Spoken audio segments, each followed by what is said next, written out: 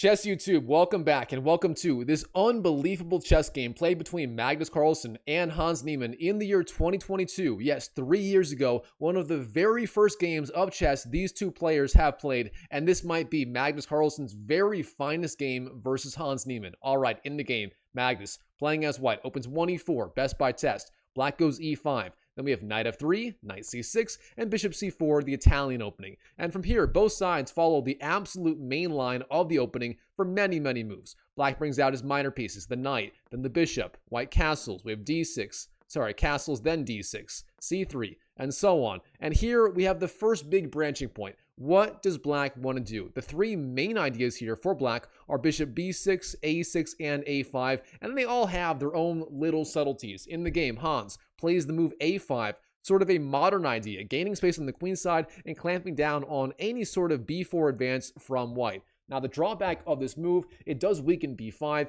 and therefore white can go bishop b5 later in the game, pressuring that knight on c6.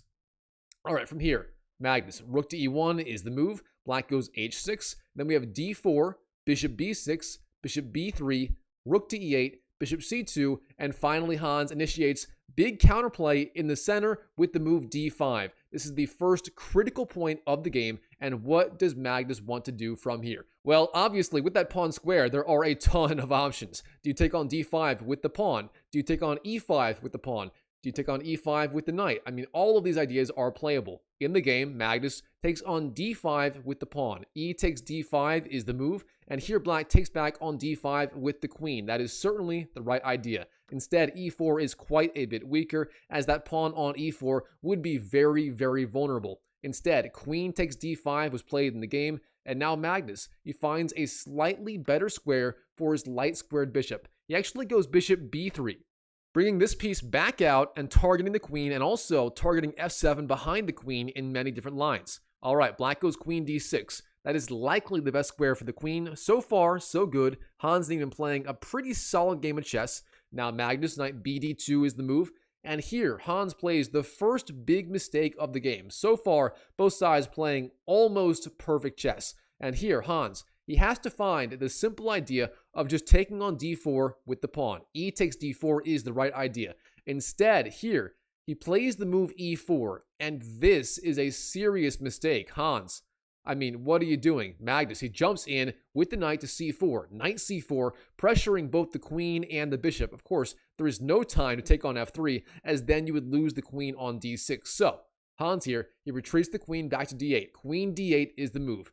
Now here, Magnus, the key idea, knight f to e5. The other knight jumps into the e5 square, and suddenly, look at this. White has all of these pieces all targeting f7 now, and white is getting tremendous pressure in the center. I mean, beyond that, the pawn on the e4 square is also super weak, and black's bishop on b6 is biting on granite now, as is the knight on c6. I mean, literally everything for Magnus here is working absolutely perfectly, and Hans, it's only like 16 moves into the game, and Hans is already at risk of getting blown off the board. All right, from here, Hans has a few different ideas. One, you can take on e5, but instead, Hans goes for the other idea, bishop to e6, trying to defend f7, and also challenge white's light squared Italian bishop on b3 for dominance of this diagonal.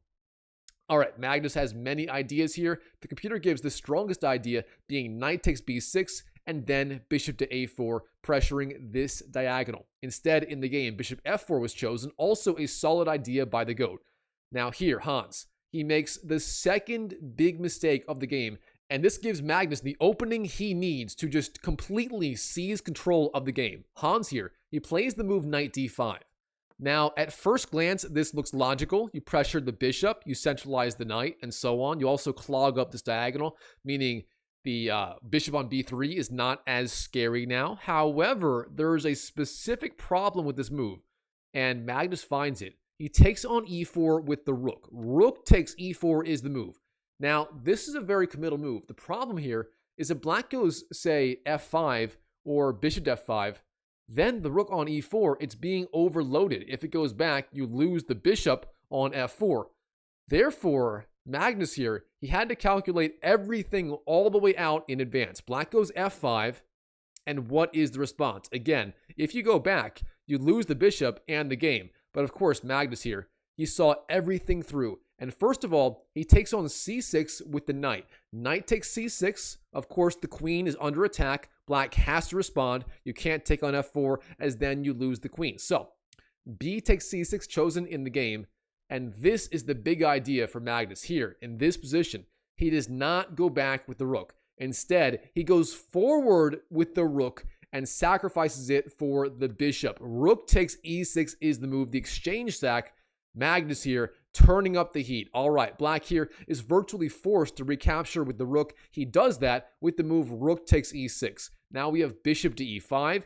The bishop finally out of the attack of the knight. And let's slow down here and do inventory. In this position, Magnus, he's down the exchange. He's down the rook for the extra bishop. But in return, number one, he has a pawn. Number two, he has all of these open lines against the black king on g8. And number three, black's pawn structure on the queen side is completely shattered. His pawns are just so weak now. So Magnus getting more than enough compensation for the missing exchange. All right, in the game, queen g5 is chosen by Hans, getting the queen active, trying to find some counterplay. Magnus, he does the same. Queen to f3, activating his queen on the king side. Now we have rook to d8, centralizing this rook. And here, Magnus, he just takes on b6, knight takes b6, black takes back like this, and then we have the move c4. Magnus, his idea now, he's trying to open up this diagonal. For example, if the knight moves, maybe then white goes c5, renewing the attack on the rook on e6. A very creative idea.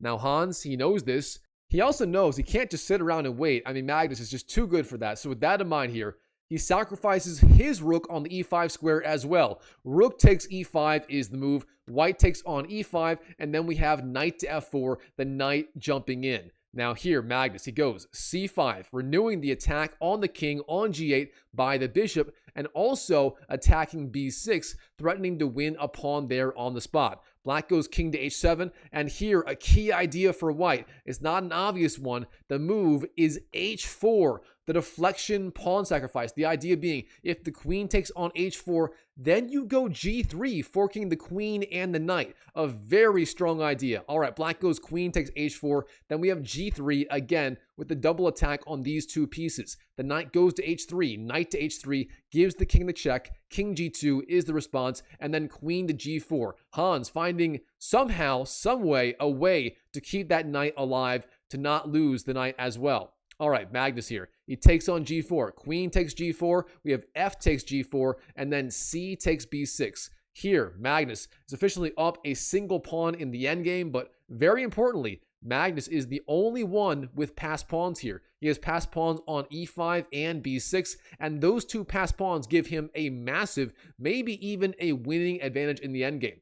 All right, black goes knight g5, white e6. Passed pawns must be pushed. King to g6, and then e7, attacking the rook on the d8 square. The rook slides over to e8, rook to e8, and then rook e1 defends the rook yet again. And from here, Magnus, his plan might be b7, b8, rook takes, and then e8 promotes to a queen and wins the rook. That would be a winning idea. Now black, knight to f3 is the idea, attacking the rook, and here white goes rook to e3. Then we have knight d4, then b7, knight f5, and then rook to e6, and in this position, Hans, he simply resigns on the spot to Magnus. The point being, white is threatening to take on c6, then go rook c8, and force through at least one of these pawns, and there's virtually nothing black can do to stop this plan. Therefore, here Hans Niemann, he resigns on the spot to Magnus. Wow, what a game between Magnus and Hans Niemann all the way back in the year 2022. Hans Niemann, despite being rated 26-42 in this game, playing very well actually, but of course, he was just no match for Magnus all the way back then. All right, Chess YouTube, that is all for today. Comment down below what you thought of this game. Are you a Magnus fan, a Hans fan? Let me know down below. I would love to hear from you. And while you're at it, if you want to support the channel, smash that YouTube like button. Just press the YouTube like button. It does help me a ton. And also, I have my Magnus Carlsen playlist up here, right? Let's see. Right here. Right here is the Magnus Carlsen playlist. If you want more of Magnus Carlsen's greatest chess games annotated by me, check the playlist out. He's got a bunch of really cool games. And as always, I wish you the best of luck in your chess improvement journey in 2025 and beyond. And I'll see you in the next video.